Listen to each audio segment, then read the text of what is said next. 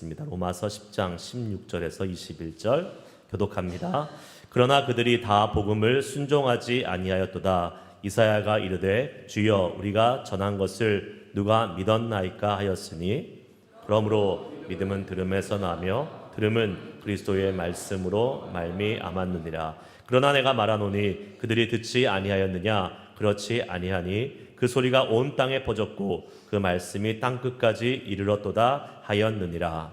그러나 내가 말하노니 이스라엘이 알지 못하였느냐?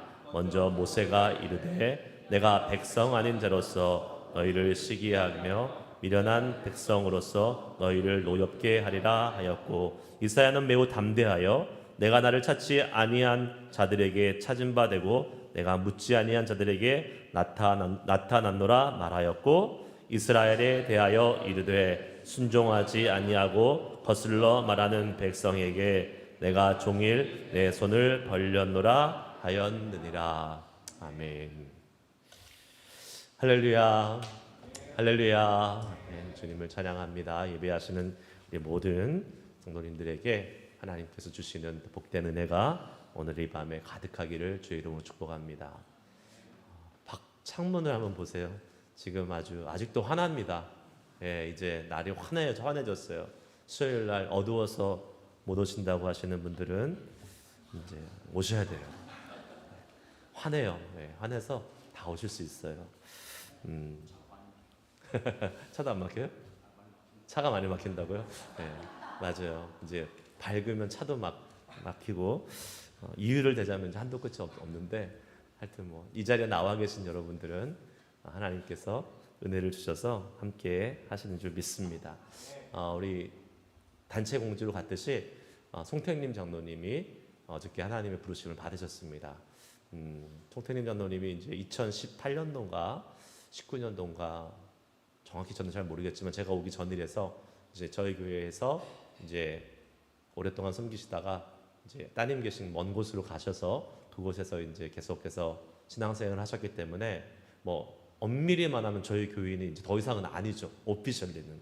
하지만 우리가 정말 오랫동안 같이 신앙생활했고 계속 우리 교회를 위해서 기도해 주시고 또 항상 언오피셜리는 계속 우리 같이 함께 멤버로서 같이 너무나 귀한 교제를 나눴고, 또 이제 마지막 몇 달은 또 이쪽으로 이사 오셔서 저희 교회에도 몇 번 참석하시고 그렇게 했기 때문에 저희 교회의 그런 그 교우분이 이제 상을 당하신 거랑 마찬가지죠. 안타까운 것은 자녀분들이 이제 저희 교회 안 오시니까 이게 컨택이 잘 안 돼요. 그게 안타까워요. 그래서 자녀분들이 유가족들이 이제 원하는 대로 이제 해야 되잖아요. 그러니까 이제 기다리고 있습니다. 연락은 됐고 이제 유가족 측에서 어떻게 할지를 알아서 이제 정해서 연락을 하겠다고 하니까 저희는 기다리고 기도해 주시면 좋을 것 같아요. 아마 추모 예배를 아마 하게 될 가능성이 지금 현재로서는 높은데요. 여러분들 그 사이에 좀 계속 기도해 주시면서 모든 장례 절차 잘 마무리될 수 있도록 함께 마음을 같이 해주시면 감사하겠습니다. 자, 오늘 말씀 같이 함께 듣고 오늘 기도하는 시간 가질 텐데요. 택하심에는 우리의 책임도 있다. 세 번째 시간입니다. 제가 계속 마음이 왔다 갔다 갈등이 있어요. 이게 사실은 진도를 빼려면 벌써 한 번에 뺐어야 되는데 제가 앞부분에 진도를 빼다 보니까 여러분들의 그 멍한 표정에서 제가 좀 좌절감을 좀 느끼고 이게 진도 빼는 게 중요한 게 아니라는 생각이 좀 들어서 원래 처음에 가졌던 마음에서 조금 변했습니다. 조금 시간이 걸려도 조금 천천히 차곡차곡 하는 게 좋겠다 해서 지금 한 주제를 벌써 3번에 걸쳐서 나눠서 하게 되었습니다.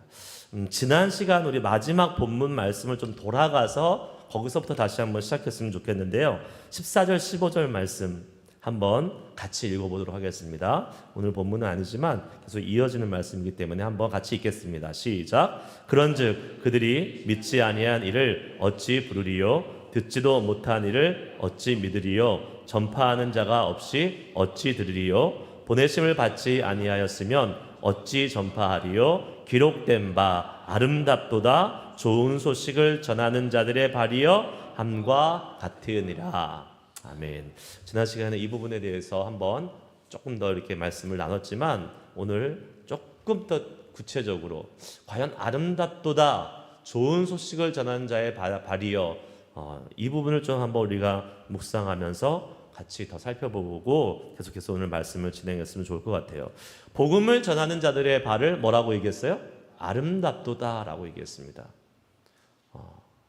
발이 아름다우면 뭐 얼마나 아름답겠어요.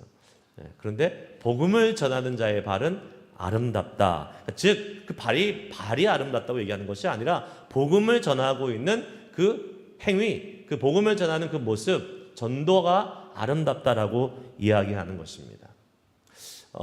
여러분, 우리가 아름답다라고 얘기할 때 보통 아름답다는 언제 우리가 이야기합니까? 외모를 보면서 가장 먼저 우리는 아름답다. 특히 그러면 이렇게 예쁜 모습, 미인대에 나오는 그런 미인들 보고 아름답다, 뷰티라고 얘기하잖아요. 아름답다라고 우리가 얘기하잖아요. 그런데 실제로 겉으로는 그렇게 아름답지 않은데 아름답게 느끼는 경우가 있어요. 언제 그렇습니까? 그냥 왠지 객관적으로 놓고 봤을 때는 못생겼어요. 그런데 그 사람이 사랑스럽고 더 다가가고 싶고 친해지고 싶고 막 더 이렇게 왠지 뭔가 우리도 모르는 뭔가 이렇게 느껴지는 그 아름다움이 있어요. 왜 그럴까요? 그 사람이 갖고 있는 사람됨, 사람의 본질, 그 사람의 성격, 본성, 그것이 풍겨서 나오는 내면의 아름다움이 분명히 있는 것 같습니다. 겉으로도 아름다우면 좋겠지만 그거야 우리가 뭐 어떻게 할 수 있는 건 아니잖아요. 생긴 대로 사는 거죠, 그거는. 근데 그거는 뭐 어떻게 할 수 없다고 치더라도 우리의 내면에 있는 내면의 아름다움은 분명히 존재하고 그 내면의 아름다움으로 인해서 우리가 사람들에게 선한 영향력을 줄 수 있다는 것입니다. 사람 자체 본질의 아름다움이 있기 때문에 그래요. 그러면 언제 사람의 본질이 아름다울 수 있을까요? 바로 그 안에 하나님의 형상이 온전히 회복되고 완전히 드러날 때 아름다워질 수 있는 것입니다.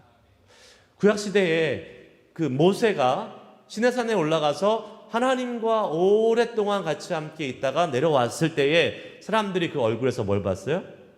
빛이 나는 광채를 봤다 그러잖아요.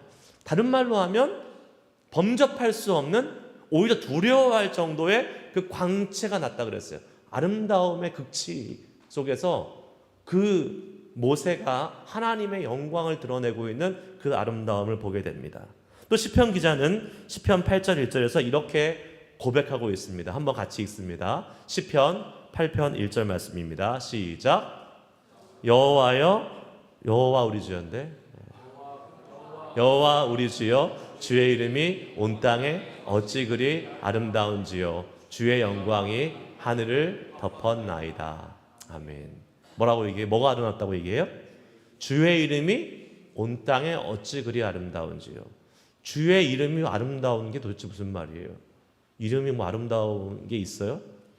그러니까 겉으로 보여지는 거 말고도 아름다움이 있다라는 거예요. 주의 이름을 이야기하면 하나님의 성품, 하나님의 본질을 얘기하는 겁니다. 이름은 그 구약시대에 당시에 그 사람이 갖고 있는 그 사람됨을 이야기하잖아요. 그러니까 하나님의 본질이 아름답다라고 이야기하고 있습니다. 우리 주님은 아름다우신 분이십니다. 믿으십니까? 아멘. 네, 그래서 그런 찬양도 있어요. 어차피 불러봤자 여러분 모르시니까 안 부르겠습니다. 저만 아는 것 같으니까. 네, 네, 나중에 한번 부르고요. 주의 이름이 아름답다라는 것은 주의 외모가 아름답다는 게 아니잖아요. 주님의 외모는 아름다운지는 우리가 알 수가 없어요. 왜요? 주님의 외모를 우리가 볼 수가 없기 때문에 그렇습니다. 그러나 이거 외모에 대한 고백이 아니잖아요. 주의 이름이 아름답습니다라는 것은 주님의 행하신 일이 아름답고 주님의 그 성품이 아름답고 우리를 향하신 주님의 사랑이 아름답기 때문에 경험적으로 깨달아서 느끼는 그 아름다움을 우리가 안다는 것이에요. 우리에게도 이 다윗과 같은 고백, 그리고 이 주님의 아름다움을 깨닫고 경험하는 은혜가 충만한 저녁이 되시기를 주의 이름으로 축복합니다. 아멘. 이 아름다우신 주님, 그 아름다우신 주님의 계획과 그 계획이 성취된 것이 바로 예수 그리스도의 복음 아니겠어요? 그 예수 그리스도의 복음도 아름다운 것이고 그 복음을 전하는 자의 발도 아름답다라고 이야기할 수밖에 없는 것이죠. 여러분, 이 복음을 전하는 것이 아름답지 않을 수 없는 것입니다. 하나님의 계획이고 하나님의 그 약속의 성취이기 때문에 이 복음이야말로, 이 복음을 전하는 것이야말로 아름다운 그 일이라고 볼 수 있게 되는 것이죠. 정말 소중한 일이고 정말 가치 있는 일이고, 그래서 한 영혼을 살리는 일은 정말 아름다운 일이에요. 귀한 일입니다. 여러분, 마치 우리가 열차에 수백 명의 사람이 꽉 차가지고 열차가 막 가고 있어요. 막 가고 있는데 그 열차가 가는 그 목적지를 향해서 가는데 중간에 다리가 하나 있습니다. 가고 있는 이제 앞에 다리가 있는 거예요. 근데 그 다리가 끊어졌어요. 그럼 어떻게 됩니까? 그 열차에 타고 있던 사람은 다 죽어요. 네, 죽습니다. 그런데 그 다리 앞에 정거장이 하나 있어요. 멈췄어요. 여러분이 그 사실을 아는, 다리가 끊어졌다는 것을 아는 사람이라면 그 열차에 뛰어들어가서 다 내려야 된다고. 열차가 더 이상 가면 안 돼요. 열차는 그냥 갈 텐데 여러분 다 내리셔야 된다고 이야기하겠어요? 안 하겠어요? 당연히 하죠. 안 하면 나쁜 사람입니다.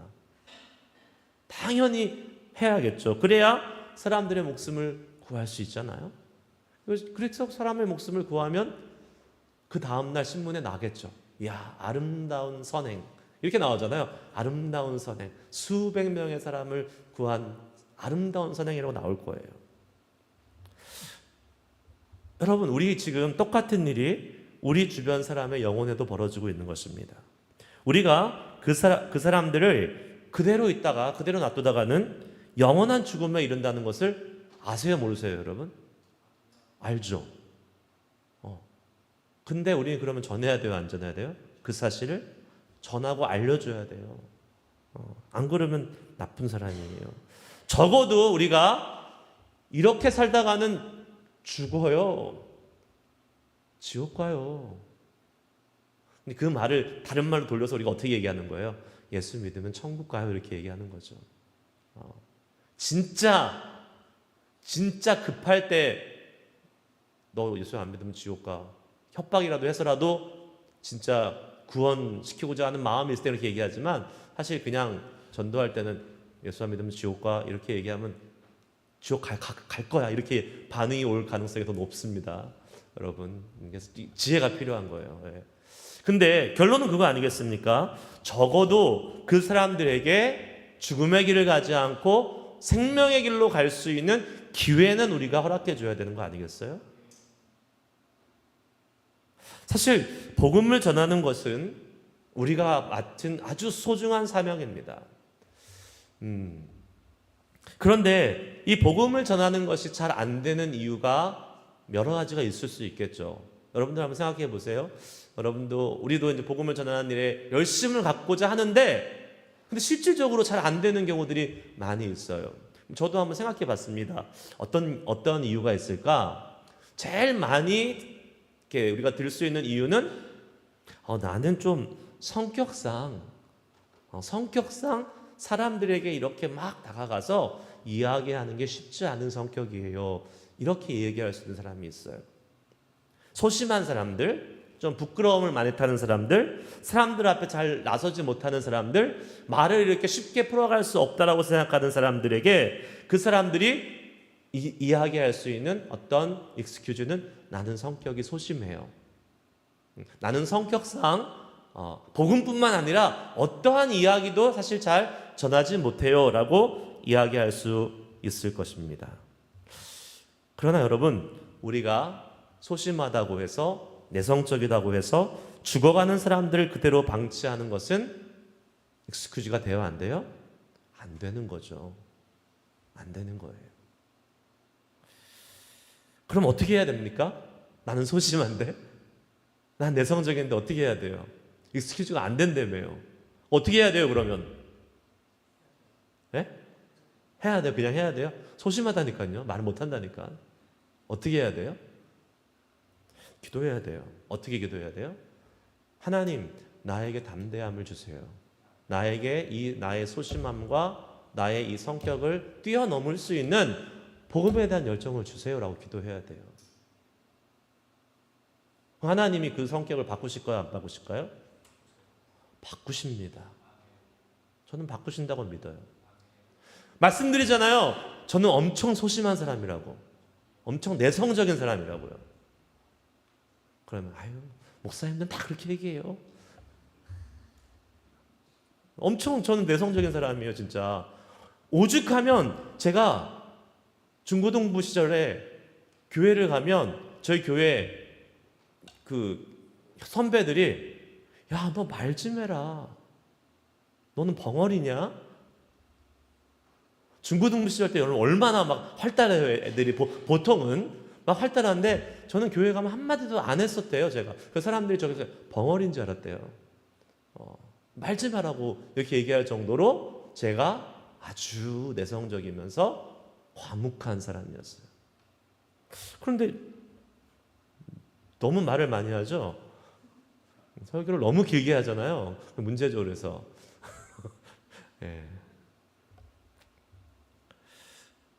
제가요, 아는 선배님이 하나 계셔서 대학교 갔는데, 선배님이 한 분 계셨는데, 그분이 저랑 나이 차가 좀 되게 많이 났어요. 저는 신입생이었는데 그분은 복학해가지고 4학년 정도 됐으니까 저랑 한 거의 6년 정도 차이가 나는 대선배, 하늘과 같은 선배였어요. 근데 그분이 제가 이제 대학교 때 활동하던 그 기독교 단체, 선교 단체 전국 회장이 됐어요. 대표. 전국 대표예요. 엄청난 거잖아요. 한 대학교만이 아니라 대학들이 모인 전체의 대표가 됐어요. 근데 이분의 제가 우연히 어느 날 이분의 기도를 듣게 됐어요. 그냥 아침에 모여서 이렇게 기도 모임을 이렇게 하고 그러는데 뭐 기도 모임 하고 이렇게 제 기도 쉬고 있을 때 이렇게 막 또 기도를 하시더라고요. 기도하는데 너무 기도 듣고 내가 막 웃었어요, 제가. 기도를 어떻게 하는지 알아요? 주님, 제발 제가 웃기게 해주세요. 웃기게 해주세요. 이렇게 기도하는 거예요. 제가 그 기도를 이해가 됐어요. 왜요? 이분이 엄청 딱딱한 사람, 경직된 사람, 성격적으로는 여유가 없고 뭐 유머가 없고 이런 사람인데 이 전체 앞에서 대표로서 활동을 해야 되니까 좀 유머도 있어야 되고 좀 이렇게 여유가 있어야 되는데 자기 성격이 너무 이렇게 딱딱하고 막 강직돼 있으니까 주님 웃기게 해주세요 이렇게 계속 기도를 하는 거예요. 그 얘기를 들으면서 너무 웃겼어요. 웃기게 해주세요. 근데 진짜 웃기더라고요. 나중에 시간이 지나는데 그 앞에서 그 처음에 가졌던 그 되게 경직돼 있고 좀 이렇게 아주 뭐랄까 여유가 없는 그러한 모습은 사라지고 얼마나 웃기는지 배꼽을 잡고 막 웃었어요. 그분이 앞에서 사회를 보고 이제 진행을 하면 하나님이 바꾸시더라고요.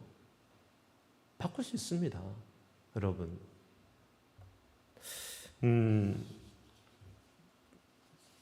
두 번째 가장 큰 이유 중에 하나는 예전에도 한번 말씀드렸지만 환경적인 이유를 들 수 있습니다. 어떤 이유예요? 나 주변에 사람이 없어요. 도저히 이 복음을 전해도 전하고 싶은데 사람이 없어요. 어느 날은 어떤 분이 저한테 와서 이렇게 얘기해요. 목사님, 저는 하루 종일 컴퓨터랑만 얘기해요. 엔지니어. 하루 종일 컴퓨터만 보고 있는데 제가 어떻게 복음을 전하겠어요? 전할 수 있는 찬스가 없어요. 기회가 없어요. 이렇게 얘기하는 것입니다. 이해합니다. 그런데요, 복음을 전하지 않을 이유 사실은 핑계에 불과합니다. 왜 그런지 아십니까? 환경은요, 우리 사람의 인간이라는 존재의 환경은 문제가 되지 않습니다. 왜요? 환경이 인간을 지배해요? 인간이 환경을 지배해요? 인간이 환경을 지배해요. 어디다 갖다 놔도 사람은 다 살아남아요. 왜냐? 그 환경을 지배하기 때문에 그렇습니다. 문제는 뭔지 아십니까? 마음이 없어서 그런 거예요. 마음이 없는 거를 그 환경 탓을 하는 거죠. 여러분, 우리가 우리 안에 복음의 감격에 충만하고 우리가 그렇다면 어떻게 해서라도 그 복음을 전하고 싶어서 견딜 수가 없는 거예요. 그러면 내가 사람이 없다고 복음을 안 전할까요? 사람을 찾아가는 겁니다. 기회를 만드는 거예요. 예전에 말씀드렸잖아요. 남은 일평생 5만 명 전도하겠다는 그 목사님. 야, 그분은 일부러 막 사람을 찾아가서 만나요. 그냥 별 중요한 일이 아닌데도 일부러 전화해서 한번 찾아가서 뵙겠습니다. 뭐 예를 들면 자동차가 고장이 안 났는데도 정비소에 뭐 하나 건수 찾아가지고 고장 날 걸 고칠 거를 만들어서 가지고 가서 만나는 거예요. 그럼 정비소 그 사장님과 얘기하면서 복음을 전하고, 어떻게 해서라도 사람을 만날 수 있는 기회를 만들어내는 것이, 하나님이 그런 사람을 기뻐할까요? 안 기뻐할까요? 엄청 기뻐하시죠. 아름다운 발걸음을 뛰는 사람들이잖아요. 복음을 전하는 일은 우리가 가만히 앉아 있다가 기회가 찾아와서 전하는 게 아닙니다. 그거는 복음을 전하는 원리가 아니에요. 왜냐하면 예수님이 우리에게 그렇게 안 하셨어요. 예수님이 어떻게 하셨어요? 먼저 말씀이 육신이 되어 이 땅에 오셨습니다. 예수님이 찾아오셨어요. 예수님이 하늘에서 이거 딱 보고 계시다가 야, 나한테 오는지 한번 보자, 이렇게 안 하셨다고요. 예수님이 이 땅에 복음이 필요한 사람들을 위해서 내려오셨잖아요. 찾아가는 겁니다. 기다리는 게 아니에요. 복음 전하는 것은 우리가 발걸음을 내딛어서 한 발 한 발 찾아가는 거예요. 왜요? 왜 주님이 내려오셨습니까? 우리 인간이 스스로 주님께 가지 않기 때문에 그렇습니다. 당연합니다. 복음을 모르고 있는 비그리스도인들이 스스로 주님 앞에 자기 발로 나오는 경우는 없습니다. 거의 없어요. 그럼 어떻게 해야 돼요? 우리가 들고 가야 되는 거잖아요. 그 방법밖에 없는 거잖아요. 먼저 복음을 안 우리들이 그 복음의 발걸음을 들고 나아가는 방법밖에 없는 거예요. 유일한 길이에요. 유일한 길. 그런데 여러분, 그렇게 우리가 이 아름다운 일, 복음 전하는 일을 하면, 야, 그래, 우리가 이 아름다운 복음 전하는 일을 하면서 보람도 있고 또 하늘의 상급도 크고 기쁨도 있고 나한테 영광이 클 거야 라고 생각하고 가지만, 우리가 각오해야 될 게 한 가지 있습니다. 뭐예요? 거절당한 각오를 하고 가야 된다는 겁니다. 당할 가능성이 더 높다는 것을 마음속에 알고 가야 돼요. 사도 바울이 오늘 본문에서 그 얘기를 하는 거예요. 유대인들에게 복음을 전했는데 유대인들은 어떻게 했다고요? 그 복음을 거부했습니다. 못 들은 게 아니에요. 들었어요. 다 들었어요. 그런데 그들이 다 그 복음을 스스로 거부했습니다. 16절, 17절 말씀을 두 구절을 한번 읽어보겠습니다. 시작. 그러나 그들이 다 복음을 순종하지 아니하였도다. 이사야가 이르되 주여 우리가 전한 것을 누가 믿었나이까 하였으니 18절. 그러나 내가 말하노니 그들이 듣지 아니하였느냐? 그러지 아니하니 그 소리가 온 땅에 퍼졌고 그 말씀이 땅 끝까지 이르렀도다 하였느니라. 아멘. 복음을 전한다고 모두 다 복음을 듣는 것은 아니라는 거예요. 사도 바울이요, 이방인의 선지자로 부르심을 받았잖아요. 그래서 이방인에게만 복음을 전했을까요? 아니죠. 사도 바울은 베이스 캠프가 어디예요? 새로운 도시에 가면 회당이에요, 회당. 그럼 회당에서 복음을 전했다는 것은 누구에게 먼저 복음이 들렸다는 거예요? 디아스포라 유대인, 흩어져 있던 유대인들에게 먼저 복음이 들렸다는 겁니다. 그러면 유대인들은 복음을 못 들어서 예수를 영접하지 않은 게 아니에요. 다 들었습니다. 자기들이 거부한 거예요. 복음이라는 것이 들리는 족족 다 받아들이면 얼마나 좋겠습니까? 그러나 그렇지 않습니다. 하나님께서는 모든 사람에게 차별 없이 다 복음을 들을 수 있는 기회를 주셨습니다. 우리를 통해서. 그런데 그 복음을 받아들이고 안 받아들이고는 그 사람의 몫이에요. 그러므로 구원을 받느냐 못 받느냐는 것은 철저하게 자기의 선택에 달려 있습니다. 하나님 탓할 필요 없어요. 하나님의 계획 가운데 없었어. 나는 하나님의 구원의 계획 가운데 없었어. 이런 말 할 수 없다라고 얘기합니다. 바울 사도는. 아니에요. 하나님의 구원의 계획은 모든 사람한테 있어요. 하지만 그 구원의 복음에 떨어졌을 때에 그것을 거부한 책임은 너한테 있어. 아무도 변명하지 못해. 분명히 하나님은 그렇게 성경을 도마서의 말씀을 통해서 이야기하고 있는 것입니다. 그렇기 때문에 우리의 사명은 뭐예요? 저 사람은 복음을 전해도 다짜 안 믿을 사람이야. 우리가 판단할 게 아니라고요. 우리는 계속 전해야 되는 거예요. 계속 전해서 어떻게 해서든지 한 번이라도 더 들어서 그 사람이 한 번이라도 더 주님 앞에 돌아올 수 있는 찬스를 갖게 하는 것. 그것이 우리가 가져야 될 사명인 것입니다. 참 아이러니하죠? 하나님께서 선택하신 민족 유대인이지만 하나님의 뜻을 받아들이지 못하고 복음을 거부한 민족이 유대인이에요.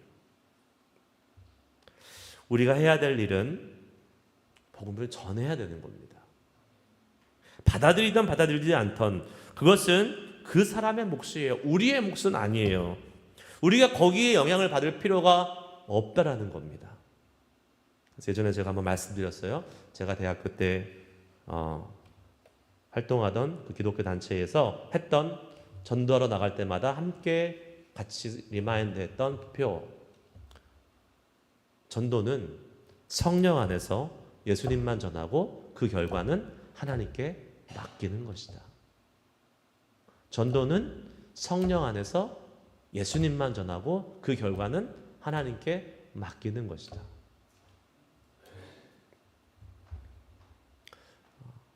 우리가 그 결과에까지 신경 쓸 필요는 없어요. 우리의 영역이 아니에요, 거기는. 그러므로 우리는 하나님의 명령을 따라서 복음을 전하는데 힘쓰고 나아가기만 하면 되는 거예요. 그것으로 충분해요. 하나님은 애썼다, 수고했다, 내 할 도리를 다했다. 착하고 충성된 종이라고 분명히 말씀하실 것입니다. 우리가 한 명도 우리의 복음을 전하는 증거를 통해서 한 명도 예수님께 돌아오지 않았다고 치더라도 우리가 전한 그 복음의 씨앗은 하나님이 크레딧으로 갖고 계신다는 거예요. 인정해 주신다는 겁니다. 물론 그 결과도 좋으면 얼마나 좋겠어요? 근데 그건 우리 영역이 아니기 때문에 우리는 열심히 전하기만 하면 되는 것입니다. 그리고 또 성경은 우리에게 오늘 본문은 이렇게 말하잖아요. 17절 말씀 같이 읽습니다. 시작. 그러므로 믿음은 들음에서 나며 들음은 그리스도의 말씀으로 말미암았느니라. 아멘. 들어야지 뭐가 생긴다고요? 믿음이 생긴다고 말하고 있습니다. 이것은 복음을 전할 때도 마찬가지예요. 여러분 한 번, 두 번 전해서 포기하지 마시길 바랍니다. 계속 듣게 하세요. 싫어도 거부해도 지혜를 가지고 좀 이 방법 저 방법으로 막 이렇게 좀 이렇게 연구해서 들을 수 있도록 계속해서 여러분 노력하시기 바랍니다. 제가 바빠 죽겠는데 설교를 3분으로 요약한 이유는 뭘까요? 어떻게 해서든지, 왜냐하면 믿지 않는 사람들은 다 안 들으니까. 30분 40분 뭐 듣고 있겠습니까? 저도 안 듣는데, 다른 목사님 설교 30분 40분 안 듣는데 뭐 그 믿지 않는 사람들이 듣겠어요? 근데 3분 정도면 들을만 하잖아요. 그냥 그래서 제가 바쁜데 그거 편집하는데 한 2시간 3시간 걸리는데 매주 하잖아요. 그러면 많이 좀 이렇게 들을 수 있는 기회가 되면 좋겠다. 제가 하는 방법은 그런 방법이에요. 여러분이 하는 방법은 어떤 방법이세요? 어떻게 해서든지 복음을 들려줄 수 있는 방법, 여러분이 갖고 있는 방법은 뭐예요? 여러분 그거 연구하세요? 그걸 위해서 기도하세요? 그렇게 해야 되는 것입니다. 어떻게 해서든지 한 번이라도 그 복음의 메시지가 믿지 않는 자들한테 들려서 그 사람들 속에 믿음이 자라날 수 있도록 하게 만드는 것, 그것이 우리가 해야 될 일인데, 이 말씀은 믿지 않는 사람에게만 적용하는 것이 아니라 믿음을 갖고 있는 우리들에게도 동일하게 적용되는 말씀입니다. 뭐예요? 우리도 들어야 돼요. 한 번 듣고 끝나면 아닙니다. 왜요? 한 번, 두 번, 몇 번 들어서 우리의 믿음이 생기고 자라나는 것이 아닙니다. 들을수록 계속해서 우리의 믿음은 그 안에서 자라나고 생겨나는 것이에요. 우리가 이렇게 오랫동안 예수 믿었는데 내 안에 믿음이 안 자라나. 주님이 나한테 믿음을 안 주셔. 그런 엉터리 소리가 어디 있습니까? 주님이 왜 믿음을 안 주세요? 얼마나 주의 복음을 듣기 위해서, 주의 말씀을 듣기 위해서 내가 주의 말씀에 더 귀를 기울였는지를 생각해 봐야 되는 것입니다. 주일날 한번 이렇게 와서 예배드리고 믿음이 자라난다? 불가능에 저도 도전하는 거예요. 용감한 사람이에요. 아주 용감하신 분들이.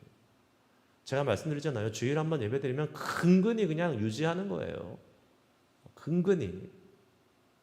주중에도 예배하고 또 매일매일 하나님의 말씀을 묵상하면서 주의 이 복음을 듣고 말씀을 마음속에 새기고 들으면서 계속해서 내 마음에 주의 이 말씀을 새기고 나아갈 때, 들으며 나아갈 때 어떻게 되는 거예요? 내 믿음이 자라나는 거예요.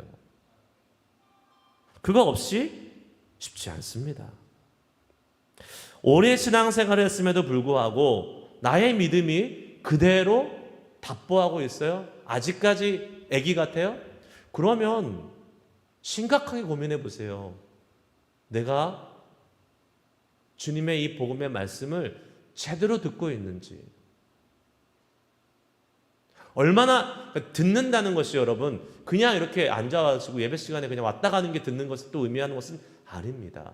귀로 듣는 것뿐만 아니라 우리의 영적인 귀로 들을 수 있는 그러한 영적인 들음이 또 있어야 돼요. 항상 말씀드립니다. 30년, 40년, 50년 신앙생활하는 게 중요한 게 아니에요. 그게 우리의 신앙의 그 믿음을 분량을 결정하지 않습니다. 어떻게 듣고 얼마나 진지하게 하나님의 말씀을 듣느냐가 더 중요합니다. 그리고 그렇게 진지하고 정말로 영적인 귀를 열고 많이 들어보세요. 믿음이 안 자랄 수가 없어요. 하나님의 말씀은 뭐라고 얘기합니까? 히브리서 4장 12절 13절 말씀 같이 읽습니다. 읽고 기도하겠습니다. 시작.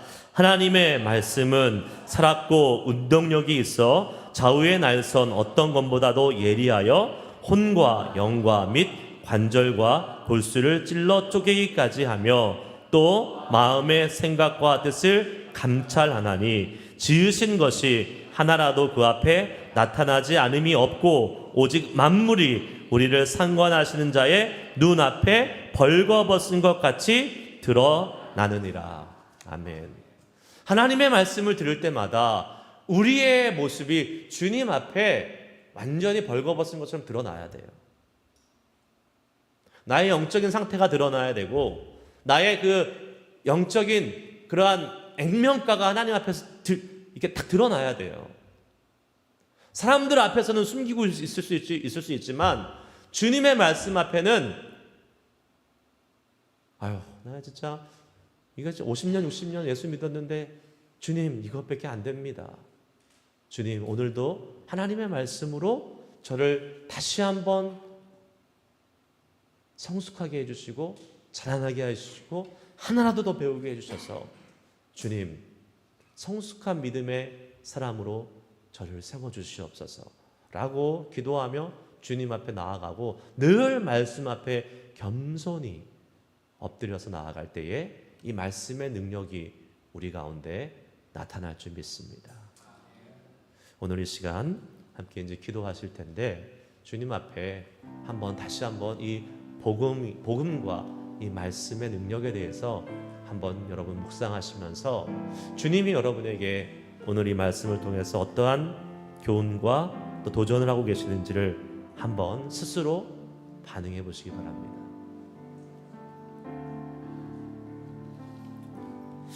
하나님, 저는 이 복음을 통해서 이 복음을 전하고 나누는데 얼마나 애쓰고 있습니까? 주님이 그것을 아름답다라고 생각하시는데, 아름답다라고 여겨주시고, 그 아름다운 모습을 주님 보기 원하신다면, 내 성격이 문제입니까? 내 환경이 문제입니까?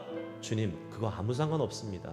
주님, 이 시간 행여나 혹시나 내 성격상, 내 본성상, 나의 자질상 막 두렵고 막 소심하고 이런 것이 있다면 주님, 기도하면서 담대함을 허락해 주시고 내 주변에서 이 복음을 전해나갈 수 있는 은혜를 허락해 주시옵소서. 또한 주님, 제가 더 주의 말씀을 듣기에 힘쓰겠습니다. 때를 얻든지 못 얻든지 전하는 것뿐만 아니라 내가 먼저 주의 말씀을 듣고 더 많이 듣고, 아니 그냥 육신의 귀로 듣는 것이 아니라 내 영혼의 귀로 주의 말씀을 진지하게 듣고 나아갈 수 있는 우리들 되게 하여 주시옵소서. 이 시간 주님을 신뢰하면서 이 찬양 한번 부르시고 한번 기도합시다.